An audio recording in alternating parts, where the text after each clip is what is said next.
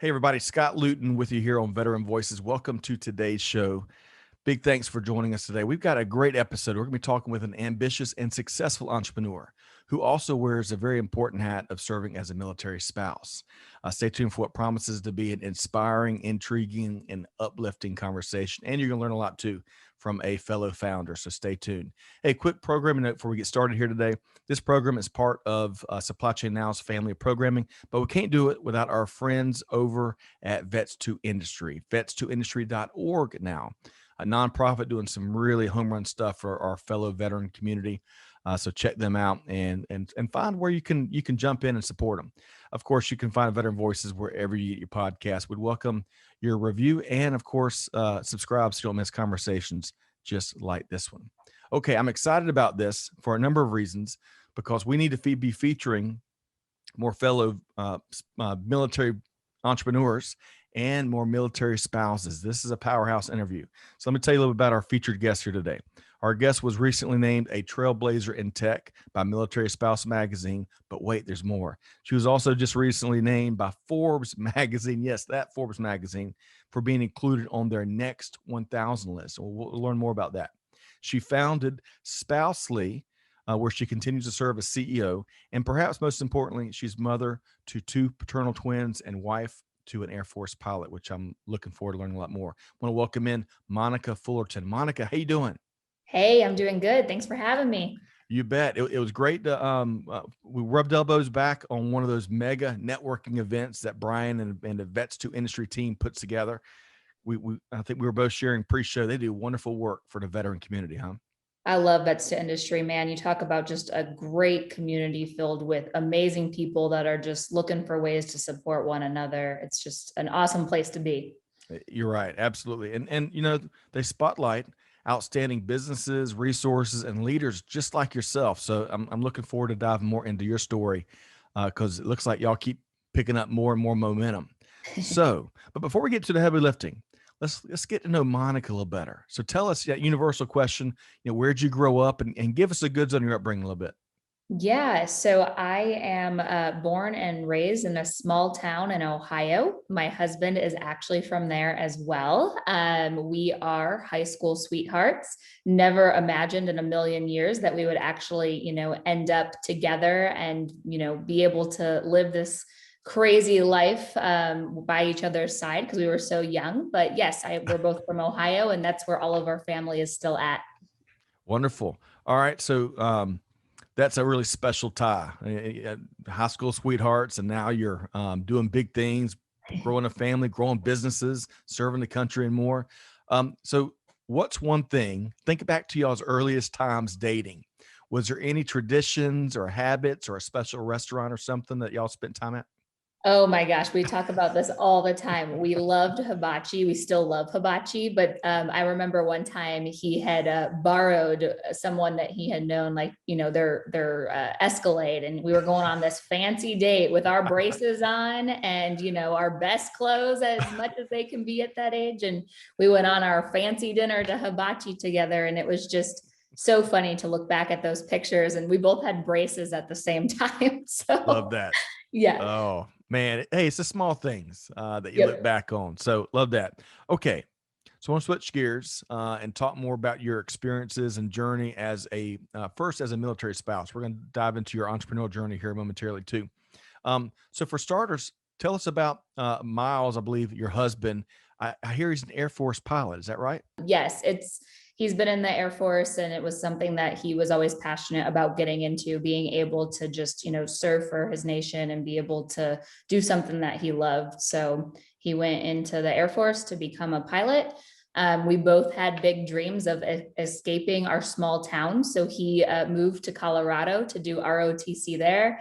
And I went down to South Florida to go to college. That's why I said never in a million years I would have thought that we would have ended up back together. Wow. Well, huge thanks to you and your family and to Miles for what you do to serve the country and all of its citizens. And we'll have to bring Miles back on. I bet both of y'all have tons of stories and could write a book, but Yeah. we'll have to save that for part two. Yep. Um, so if you could, we were talking pre-show and we're going to try to do a better job of here at Veteran Voices of spotlighting more of the military spouse POV, and military family POV. I think oftentimes, as much as I love to see the love that our veterans get, there's other folks that serve and sacrifice a lot, don't always get a ton of attention. So tell, if you could shed some light on for our audience about the military spouse journey. Yeah, I think it's something that's really important and something, that's very near and dear to my heart because, like many other military spouses out there, we have these big hopes and dreams and, we're career driven and we see all of these things. But then when you start, entering into the military life and into the military world, you quickly realize that sometimes you have to pivot and shift gears because maybe that big dream of, for me, it was becoming the next Oprah, which is, I know, really hilarious and we can have a good laugh about it. But I just was always inspired by the power of communication and how she was able to bring people together and inspire one another. So I moved to South Florida on a mission. I went to school for broadcast journalism and communications. And that was my end goal. I wanted to build up my career in Florida and I didn't really think much of it. But then, like I said, when I ended up getting back together with my high school sweetheart, I quickly had to, pivot. I didn't really think that I would be able to do this and be moving around every 2 to 3 years. And so unfortunately, the military spouse unemployment rate has been at 24% for nearly a decade. And that's due to it being hard to hold a traditional career that can move around with our lifestyle. I was one of the very lucky military spouses that ended up, working for a company that I was able to work remote. I was able to continue working my way up, even wherever the military sent us. But it really boiled my blood. It made me mad. It made me mad to see my fellow military spouses not having, that easy route of doing something that they truly loved that could move around with them. And that's kind of what stemmed to where I'm at today, is being able to help others that are navigating entrepreneurship and finding new ways to navigate military life, being a military spouse, holding down the fort, and just dealing with the frequent unknown. Right. So you shared a lot there, and I want to kind of back up for a second because I want to dive deep into spousely, which I love what you're doing there. Such a force multiplier at attacking this challenge. But I want to back up to the challenge itself.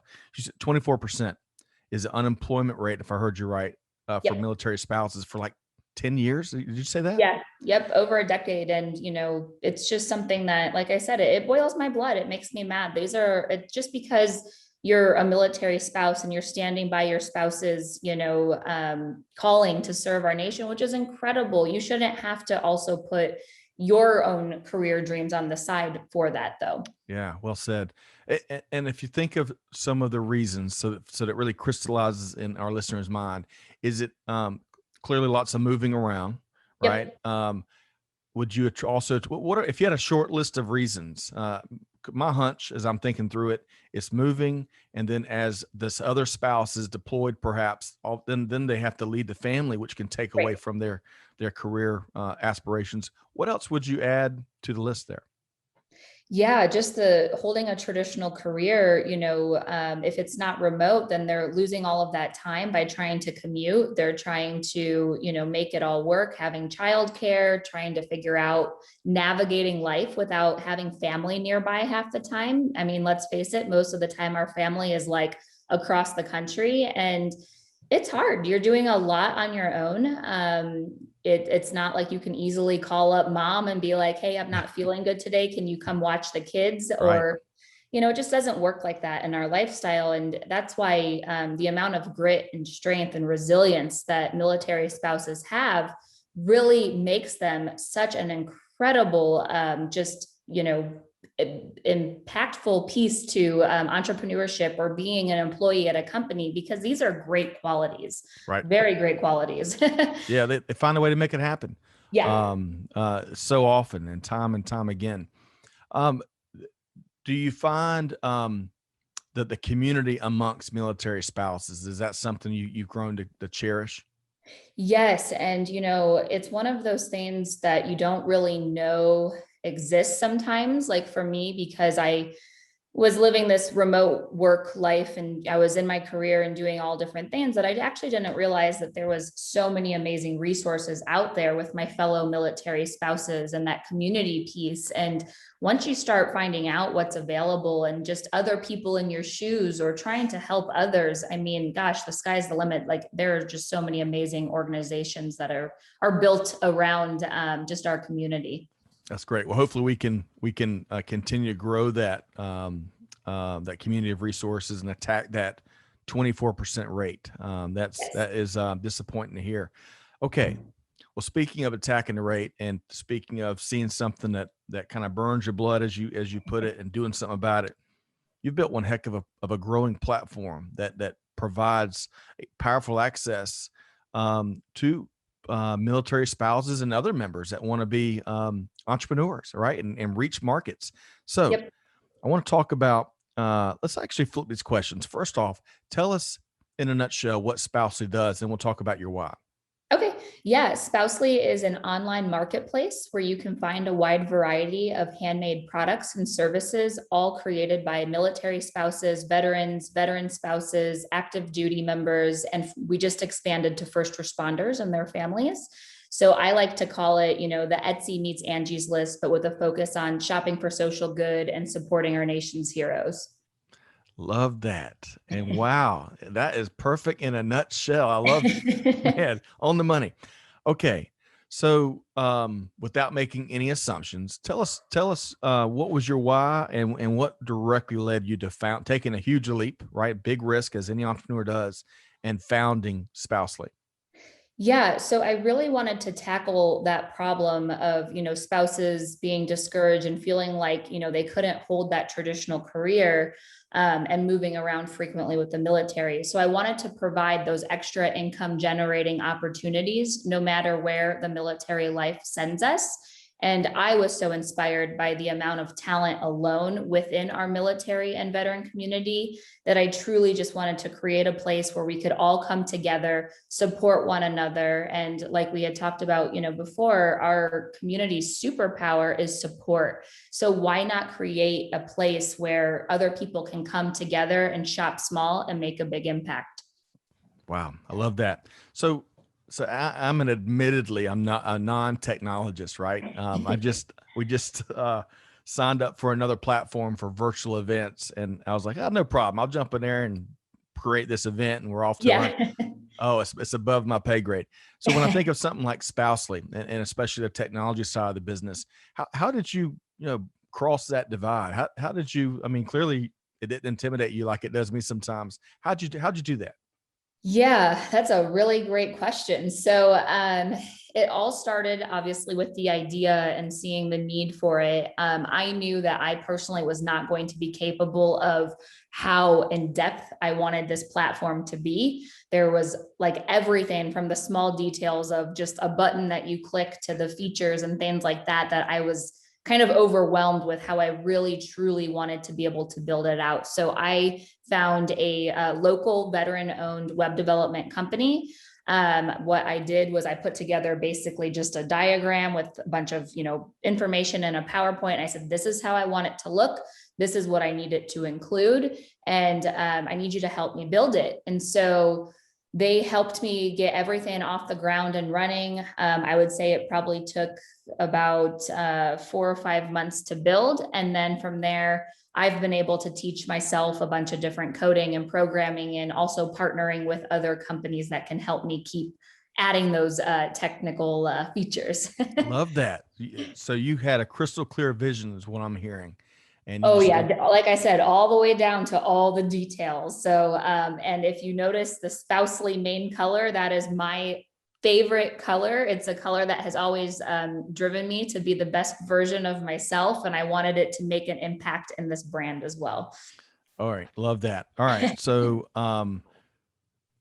let's talk about what's next. There's so much there, and it's too much to fit into a single conversation. There's a ton of momentum and growth and success, but tell us a little bit. Well, you know what? I'll tell you what. I want to ask about this Forbes magazine recognition, and then we'll talk about what's next for the platform Spousely. man, to be on a Forbes list. You mentioned Oprah earlier. Holy cow, you got something in common with Oprah. So how did that? What's the what I guess what makes up the list? Is it fellow entrepreneurs? Is it business Yep. leaders? What makes up the next 1,000 list? Yeah, so the Forbes Next 1000 is basically companies that are making an impact, entrepreneurs that are, putting everything out there to truly grow from the ground up. And it's about that passion, that grit. And so I just love that they've come together and have been able to highlight and share these businesses because we both know growing something from the ground up, it takes time, it takes support, and it takes a ton of strength. So it's an honor to be on this Forbes Next 1000 list. We've also been very lucky. We've been featured in Success Magazine, CNBC, We Are the Mighty. PenFed Credit Union came to us and put together a video on our community. So we've been very, very grateful for the opportunities that continue to come our way to showcase our community. I love that. Have you ever stopped to think about how Spousely is creating the opportunities for other entrepreneurs that to enjoy that same beyond the recognition, business success, early business success?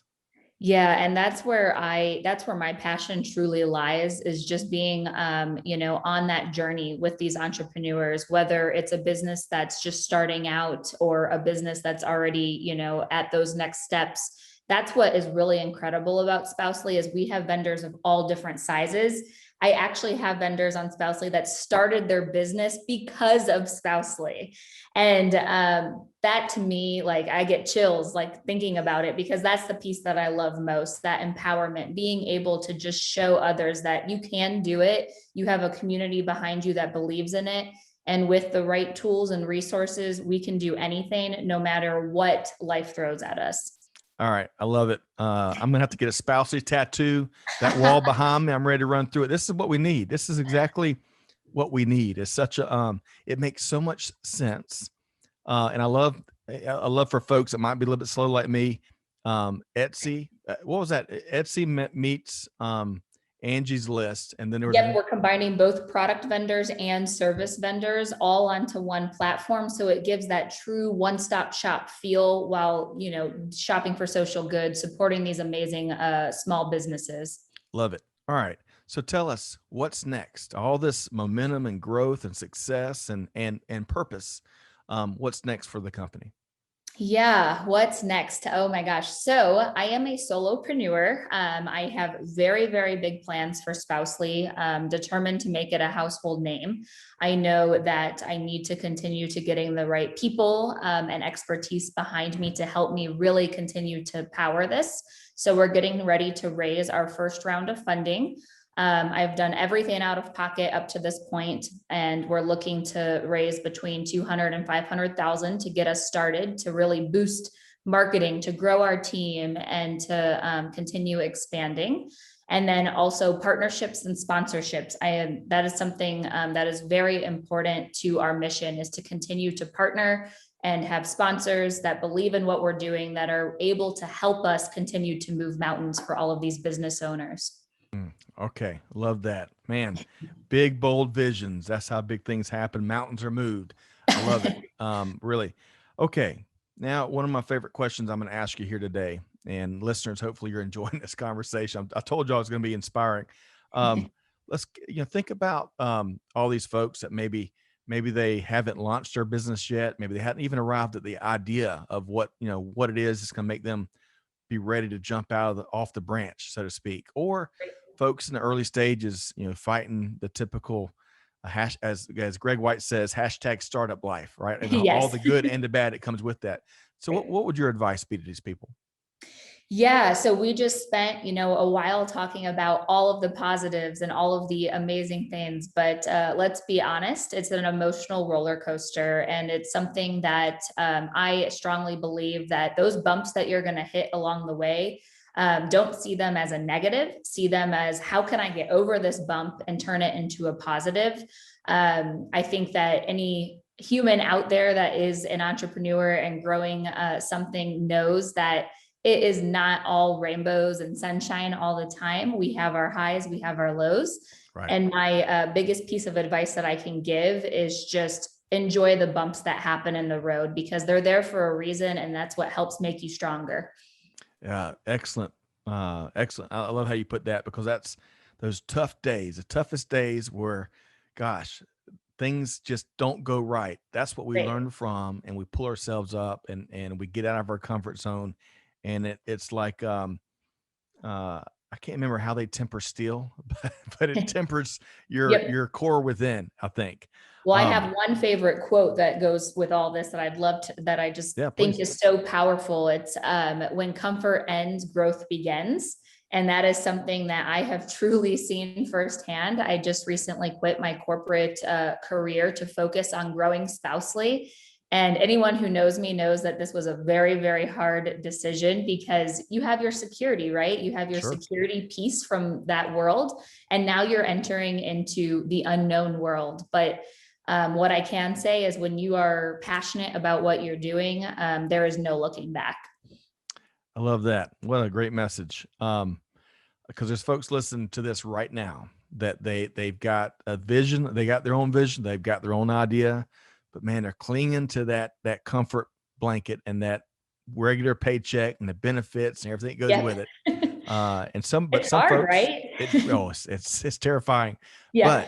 But but this as we kind of hear about your journey, that's the art of that's part of the art of the possible. And so I'm looking forward to seeing what how you realize what's next, and execute on the opportunity that is for Spousely to make it a household name.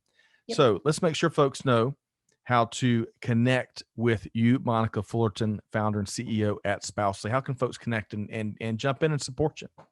Yeah, connect with me on LinkedIn. I love meeting people on there, finding things that we can connect on as well at a deeper level. You can also email me at monica@spouse-ly.com. And our website is spouse-ly.com. And if you type in Google Spousely, all one word, it'll come up to make life easier.